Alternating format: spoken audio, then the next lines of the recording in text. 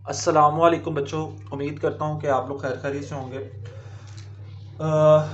बच्चों, last lecture में हमने एंगुलर मोमेंटम को पढ़ा था। आज का जो हमारा टॉपिक है वो क्या है? Law of conservation of angular momentum है। Law of conservation of angular momentum की तरफ जाने से पहले मैं कुछ बातें कर लेता हूँ law of conservation of linear momentum पे। तो law of conservation of linear momentum में हमने क्या पढ़ा था? Total momentum of an isolated system remains constant. Isolated system से क्या मुराद था कि हमारे सिस्टम के ऊपर किसी भी तरह की कोई भी एक्सटर्नल फोर्स एक्ट नहीं करती। तो हमने देखा था initial linear momentum of the system किसके बराबर आता था? Final linear momentum of the system के बराबर आता था। ठीक है बच्चों, अब साथ ही मैं एक और बात छोटी सी ऐड कर देता हूं कि जो काम लीनियर मोशन में फोर्स करवाती है वही काम रोटेशनल मोशन में टॉर्क करवाती है। ठीक है बच्चों, अब यहां से मैं दोबारा से लीनियर मोमेंटम की तरफ जाता हूं। तो लीनियर मोमेंटम हमने देखा था कि लीनियर मोमेंटम कब कांस्टेंट आता है? जब एक्सटर्नल फोर्स ना अप्लाई हो, जब किसी भी तरह की कोई भी एक्सटर्नल फोर्स अप्लाई ना हो। इसी तरह से बच्चों law of conservation of angular momentum भी है कि एंगुलर मोमेंटम कब कंजर्व रहता है सिस्टम का? कि जब हमारे पास किसी भी तरह की कोई एक्सटर्नल टॉर्क सिस्टम के ऊपर अप्लाई ना हो। तो हम क्या कहते हैं? The total angular momentum of the system remains conserved unless no external force acts on the system. तो इसकी मैं स्टेटमेंट लिख रहा हूं, the total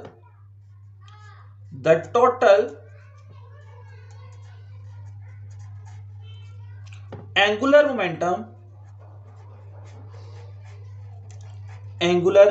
momentum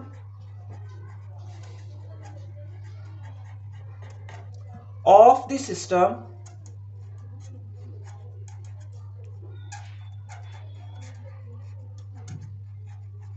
remains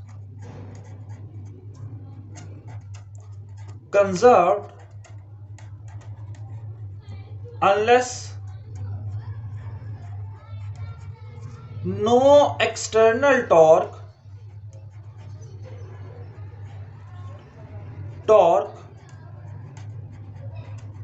acts on the system।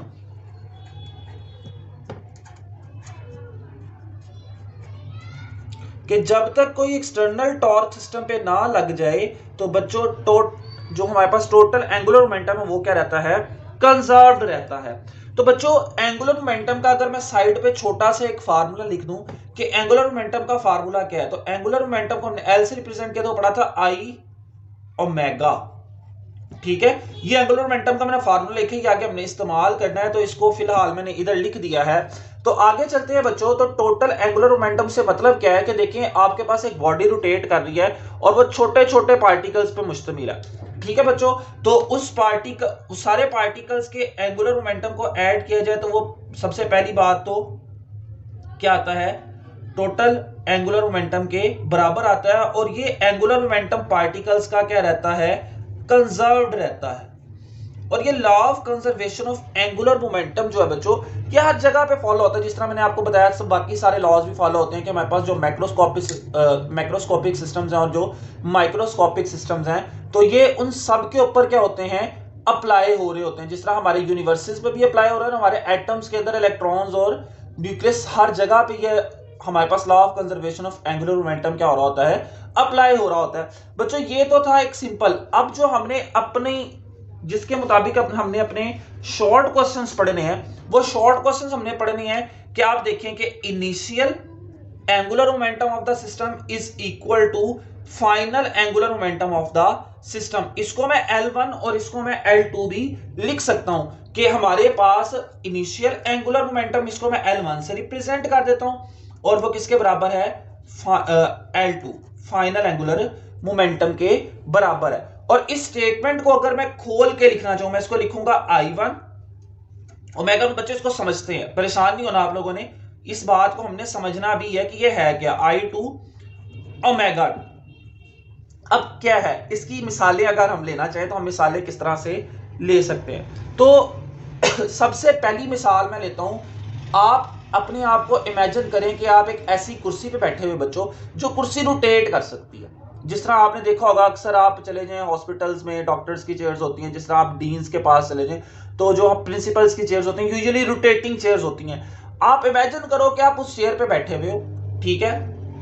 फिलहाल मेरे डायग्राम्स पे हंसना नहीं है, आपने डायग्राम्स आपको पता ही है, मैं आपको क्लास में पढ़ाता हूँ कैसी बनती हैं, तो डायग्राम पे हंसना नहीं है। ये आप समझ लें कि आपके पास एक टेबल है जो कि रोटेट कर सकता है, और सपोज करो कि आप इस टेबल के ऊपर बैठे हुए हो, ठीक है, कुछ इस तरह से, और आपने अपने दो हाथों में डंबल्स पकड़े हुए, ठीक है। एक डंबल आपने अपने इस हाथ में पकड़ा हुआ और हाथ खोले हुए, और एक डंबल आपने अपना इस हाथ में पकड़ा हुआ और अपने हाथ के किए हुए हैं, खोले हुए हैं। अब आप देखें कि आपके पास जो इनर्शिया होता है वो क्या होता है, एम आर स्क्वायर ओमेगा। तो यहां पे मैं R1 लिख लूं, यहां पे मैं क्या लिख लूं, ओमेगा 1 लिख लेता हूं। यहां पे मैं m क्योंकि आप है तो मैथ्स तो सेम रहेगा, तो इसलिए मैं मैथ्स को सेम रख रहा हूं, m R2 स्क्वायर और ओमेगा 2 यहां पे आ जाएगा। जब आपने अपने हाथ खोले हुए तो आपका जो रेडियस है बच्चों वो काफी ज्यादा बढ़ जाता है। जब रेडियस बढ़ता है तो इसका मतलब है आपका मोमेंट ऑफ इनर्शिया क्या होता है, बढ़ जाता है। मोमेंट ऑफ इनर्शिया आपका बढ़ गया। मोमेंट ऑफ इनर्शिया अगर बढ़ गया आपका तो इसका मतलब है कि जो आप आप बैठे हुए हैं इसके ऊपर रोटेट कर रहे हैं, तो मोमेंट ऑफ इनर्शिया बढ़ गया, आपकी रोटेशन स्पीड क्या होगी, कम होगी। जब आपने अपने हाथों को स्ट्रेच किया हुआ, आप आहिस्ता आहिस्ता घूमेंगे, आप ज्यादा तेज घूमने के काबिल नहीं होंगे। क्यों? क्योंकि आपका मोमेंट ऑफ इनर्शिया ज्यादा है, तो मोमेंट ऑफ इनर्शिया रेजिस्ट करता है ना, जाहिर सी बात है। तो ये रेजिस्ट कर रहा होगा कि बॉडी तेज घूमे, तो जिसके नतीजे में क्या होगा, बॉडी थोड़ी स्लो करते करते क्या, थोड़ी स्लो करके आप क्या कर रहे होंगे, घूम रहे होंगे। अब आप घूम रहे हैं, ठीक है, आपकी एंगुलर स्पीड कम है। सपोज करें कि पहले केस में आपका मोमेंट ऑफ इनर्शिया मैं कह लेता हूं 100 था और एंगुलर स्पीड आपकी क्या थी, 5 थी। तो दोनों का प्रोडक्ट अगर देखूं तो मैं आता है 500। दोनों का अगर मैं प्रोडक्ट को देख लूं तो वो क्या आता है, 500 आता है बच्चों। अब आप बैठे में आप घूम रहे हैं, घूमते घूमते ही आपने क्या करना है, ये टेबल है हमारे पास रोटेटिंग, घूमते घूमते ही बच्चों आपने क्या करना है, ये आप बैठे हुए इसी के ऊपर, घूमते घूमते ही आपने अपने डंबल्स को अपने जिस्म के, ये जो डंबल्स हैं इनको आप अपने जिस्म के क्या ले आओगे, करीब ले आओगे। अब जब आप करीब लेके आए हो तो आप देखेंगे आपका जो रेडियस है, ठीक है, मैस का जो एक्सिस ऑफ रोटेशन से, वो आपका क्या हो गया है, अब बहुत ज्यादा कम हो गया। रेडियस आपका, यहां पे रेडियस आपका ज्यादा था, इस केस में आपका रेडियस क्या हो गया, काफी ज्यादा कम हो गई। यहां पे हम रेडियस चेंज कर रहे हैं, बुक में एक और एग्जांपल लिखी हुई है उसके मुताबिक हम मैथ्स भी चेंज करेंगे, फिलहाल हम रेडियस को डिस्कस कर रहे हैं। तो जब रेडियस हमने चेंज किया, रेडियस कम कर दिया, अब क्या होगा, आप देखोगे कि आपकी ऑटोमेटिकली एंगुलर स्पीड क्या हो जाएगी, बढ़ जाएगी। क्यों? क्योंकि आपका मोमेंट ऑफ इनर्शिया यहां पे क्या हो गया है, कम हो गया। Say for example moment of inertia कम होके 25 रह गया, ठीक है बच्चों, मोमेंट ऑफ इनर्शिया कम होके कितना रह गया है, 25 रह गया। तो एंगुलर स्पीड को कांस्टेंट रखने के लिए यहां पे, मतलब सॉरी, एंगुलर मोमेंटम को कांस्टेंट रखने के लिए एंगुलर स्पीड क्या हो जाएगी, बढ़ जाएगी, और वो क्या हो जाएगी, 20 हो जाएगी। तो जिसके नतीजे में आप क्या करते रहेंगे बच्चों, तेज घूमना शुरू हो जाएंगे।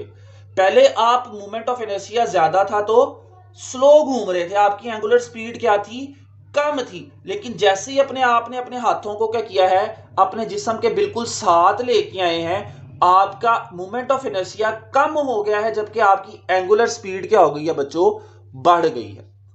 अब ये तो थी हमारे पास रेडियस के लिहाज से मिसाल। अब हम अपनी बुक के मुताबिक एक मिसाल लेते हैं, किसकी, मैस के लिहाज से, क्योंकि मोमेंट ऑफ इनर्शिया दो चीजों पे डिपेंड करता है ना, मैस पे और रेडियस पे।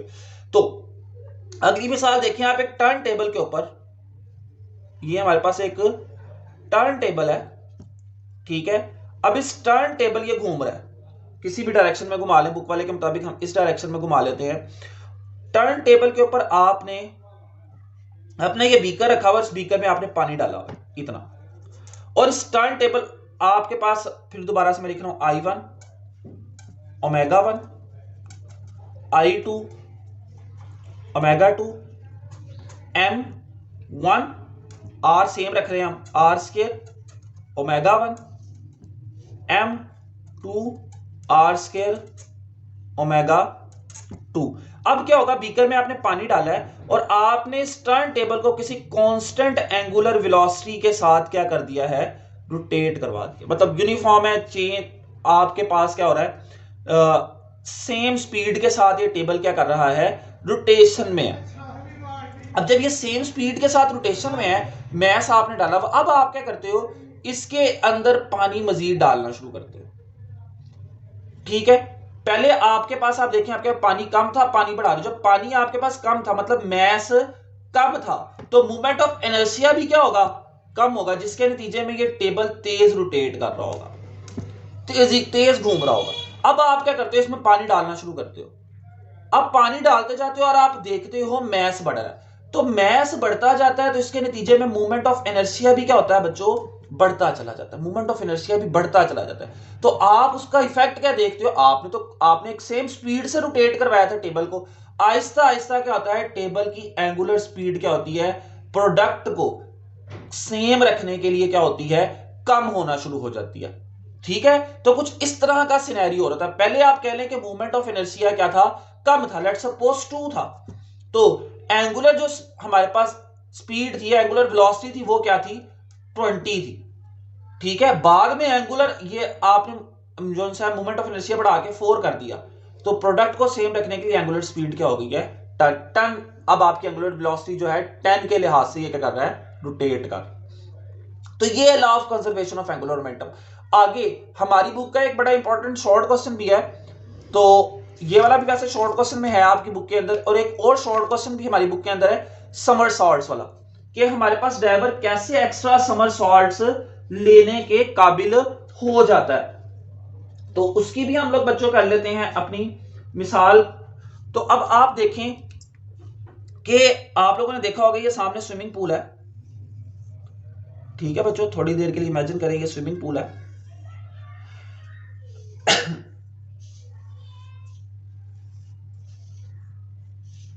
ये ऐसे करके यहां से वो डाइव करते हैं, जो डाइवर्स होते हैं, इसमें पानी है। अब देखिए जब डाइवर पीछे से ऊपर चढ़ के यहां पे पीछे से आता है, ठीक है, उसने अपने हाथ स्ट्रेच किए होते हैं कुछ इस तरह से। जब वो यहां से छलांग लगाता है, लेट्स सपोज ये यहां पे उसका छलांग लगाने का पॉइंट है, उसने अपने हाथों को पूरे का पूरा एक्सटेंड किया होता है।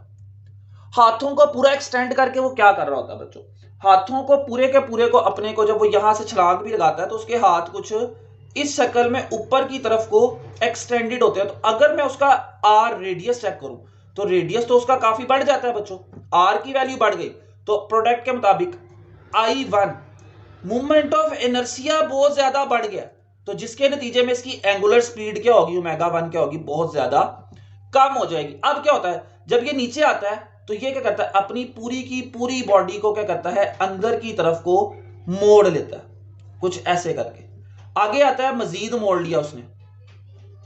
अब आप देखें जब ये पूरी की पूरी बॉडी को मोड़ लेता है, तो इसका ओमेगा 2 मूवमेंट ऑफ इनर्शिया क्या होता है, कम हो जाता है। मूवमेंट ऑफ इनर्शिया अगर कम होता है तो बच्चों हमने पढ़ लिया है कि एंगुलर स्पीड क्या होती है, बढ़ जाती है। तो वो जो हवा में कलाबाजियां खाता है, जिसको हम लोग किसका नाम देते हैं, समर सॉल्ट्स का नाम देते हैं, वो एक्स्ट्रा समर सॉल्ट्स लगाने के बच्चों क्या हो जाता है, हमारा डाइवर काबिल हो जाता है कि उसने अपनी एक्स्ट्रा समर सॉल्ट्स लगानी है।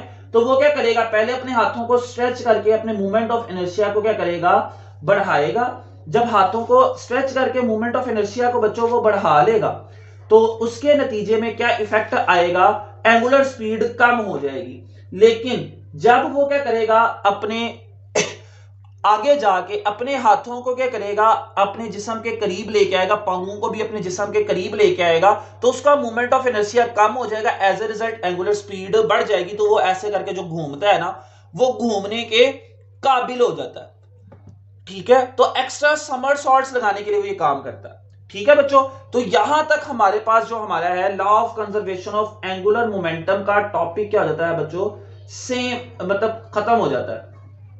अब आगे चलते हैं, तो मैं दोबारा से टॉपिक आपके लिए क्या कर रहा हूं, रिपीट कर रहा हूं कि law of conservation of angular momentum हमने क्या बात की कि total angular momentum of the system remains conserved unless no external torque act on the system. फिर हमने उसके मैथमेटिकल फॉर्म की और फिर हमने कुछ एग्जांपल्स देखी कि कैसे हमारे पास एक चेयर के ऊपर बैठ के अगर हमने हाथों में डंबल पकड़े हों, तो जब हमने डंबल पकड़े हुए हैं तो हमारे पास जब मैंने हाथ स्ट्रेच किए हुए हैं तो उसके नतीजे में मेरा मोमेंट ऑफ इनर्शिया बढ़ा हुआ, तो एंगुलर स्पीड कम है। फिर मैं अपने हाथों को अपने जिस्म के करीब लेके आता हूं तो उसके नतीजे में क्या होगा, मोमेंट ऑफ इनर्शिया कम हो जाएगा, एंगुलर स्पीड बढ़ जाएगी। तो टोटल हमारे पास जो एंगुलर मोमेंटम है वो सिस्टम क्या रहेगा, कंजर्व रहेगा।